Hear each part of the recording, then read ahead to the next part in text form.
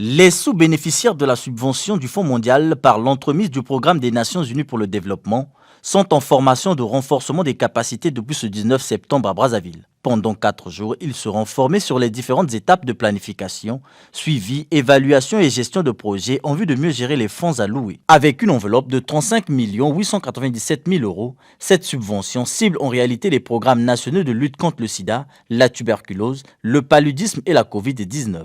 Ce fonds intègre le volet bonne gouvernance des domaines prioritaires. Le Congo avait bénéficié d'une subvention du Fonds mondial. Pour mettre en branle cette subvention, il y a eu des bénéficiaires principaux dans le PNUD.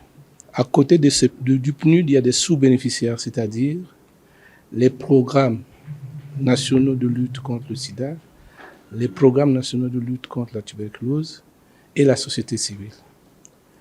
C'est en fait dans le cadre du renforcement de la gouvernance, c'est pour cela, aujourd'hui, il est prévu la formation de ces sous-récipiendaires dans le cadre de la planification, suivi et évaluation des projets pour qu'ils soient capables demain de mener à bien les activités de la présente subvention. Au cours de ces échanges, il s'agira essentiellement des différentes étapes de la planification. De façon schématique, il y a la composante appréciation ou identification des besoins.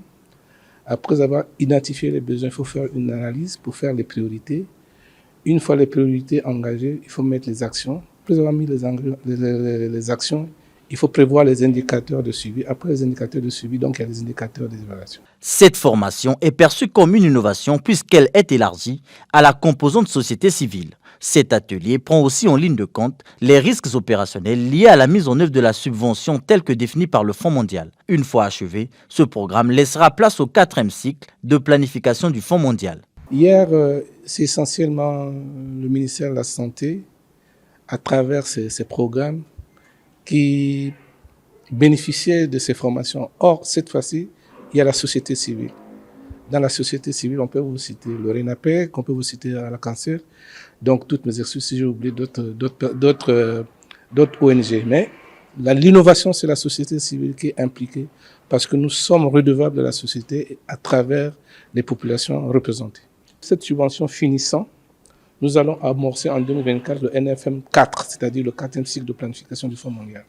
Donc, c'est dans le cadre de la fin de ce présent cycle que ces activités vont terminer en décembre 2020. Depuis le démarrage de la subvention jusqu'en 2022, les résultats de la mise en œuvre n'ont pas répondu aux attentes en raison de l'insuffisance des capacités des acteurs impliqués.